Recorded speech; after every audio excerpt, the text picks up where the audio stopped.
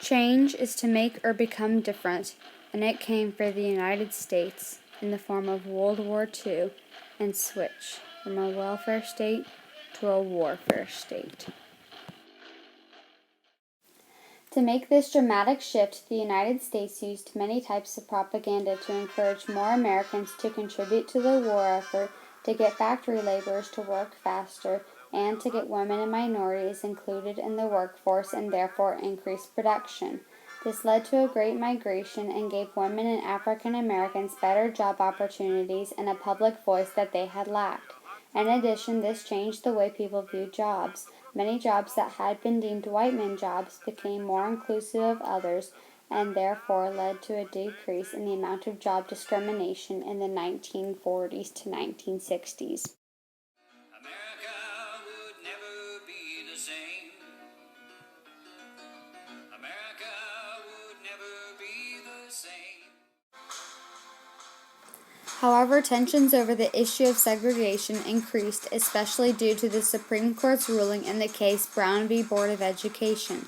This case was a major turning point because it led to the order for all schools to be desegregated immediately.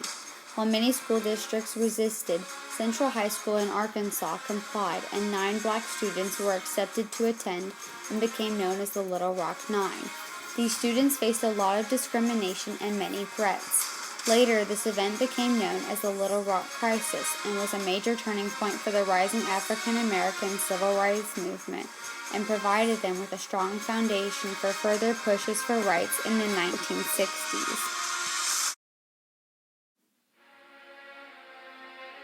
After the bombings of Pearl Harbor, many people grew suspicious of the Japanese and believed that Japanese spies in the United States were planning another attack on U.S. soil. This therefore led to the creation of Japanese internment camps in Executive Order 9066, which justified the Japanese internment in order to protect American citizens from potential Japanese threats. In addition, with the end of World War II and Japanese internment camps came the rise of the Second Red Scare, as many people feared the rising power of the Soviet Union and the spread of communism at home and abroad. With the end of World War II came the rise of the baby boomers and suburbanization, as many families moved away from the cities and African Americans who had migrated to the cities for work during the war.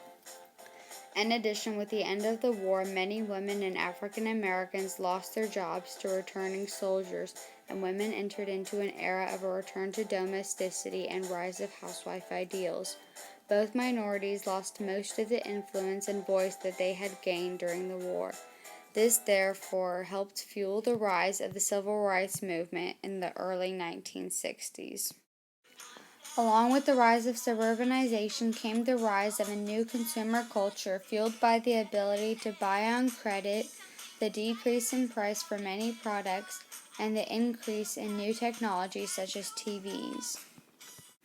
In addition, many baby boomers were influenced by the rise of the Beat Generation, which was a group of authors, writers, etc., who avoided mainstream media and trends and encouraged individuality through books, poems, and other forms of writing. The Beat Generation was also known for their experimentation with drugs and new and different ideals.